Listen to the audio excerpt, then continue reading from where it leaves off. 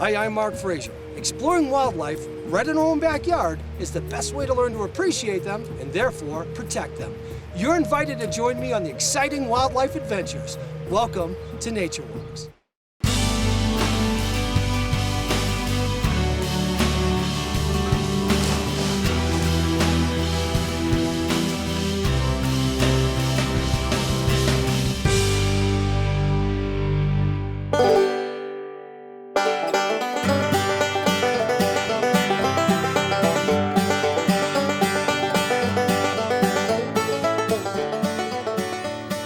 Now, porcupine are certainly an icon of the North Country.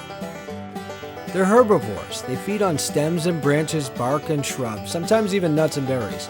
You can see here these hemlock branches they chewed on. Look at this great climbing capability.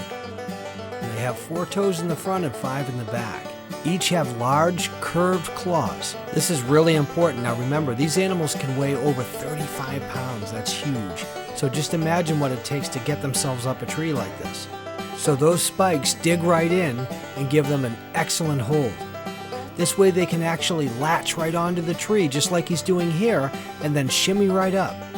So this technique not only helps them if there's a problem on the ground where they can get up into the tree, but also gives them access to all this other food. So even in the middle of winter, when the snow's real deep, they just climb on up and get to their food with no problem whatsoever.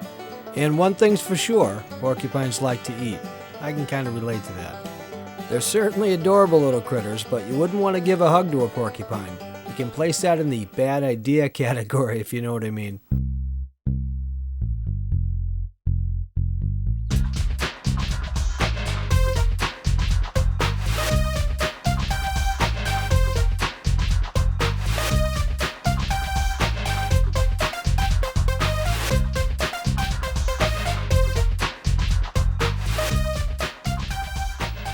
Most of the year, porcupine are very hard to spot. Usually there's leaves on the trees and there's brush on the ground, so even though they're large, they're often unnoticed. They don't get a lot of energy from the types of food that they eat, so they eat a lot of it. That's the exact same excuse that I use on many occasions. Now, they don't have a lot of predators, except for, of course, humans. In most ranges, fishes are their #1 predator, and that's because they can climb just as well as a porcupine. Most other predators can be avoided simply by climbing up a tree.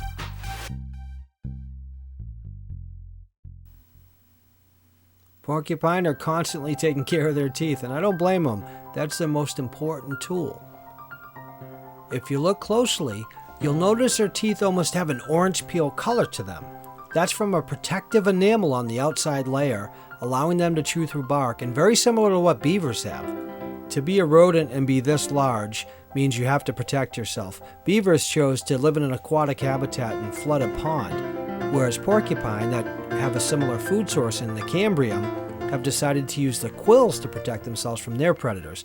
Very interesting development and different evolutionary paths for these two similar species.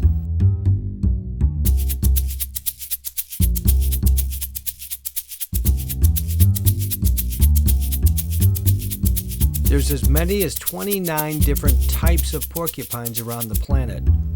The common North American porcupine that you see here is a great arboreal species. It loves to climb and it takes advantage of these northern forests. If they fall and accidentally poke themselves with their quills, they actually have a built-in antibiotic in their skin to help them heal. They're not known for great eyesight, but they certainly have a great sense of smell, and that helps them appreciate what's going on in their environment.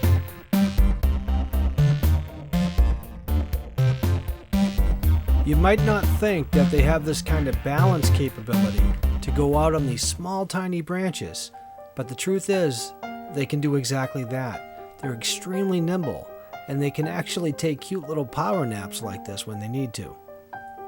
Are porcupine yawns contagious? Ugh.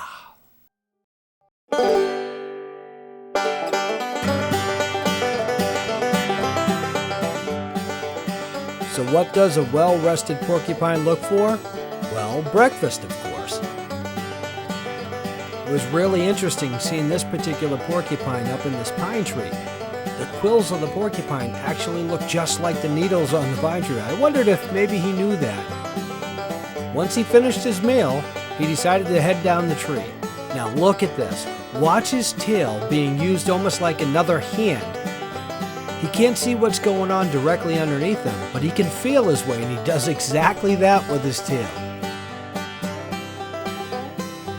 Most of the real serious quills on a porcupine are along their lower back and tail itself, so he does have the ability to swat you with it if you're a predator to try to protect himself. Kind of like a modern version of a stegosaurus when you think about it. So although they're not likely to win any marathons, when you have 30,000 quills on you, you don't need to run. The truth is, porcupine really are a fantastic species. They're beautiful to admire in the wild and add to the spectrum of biodiversity we can find on our planet. It's imperative that we protect their forest habitat so there's a future for their families and for ours.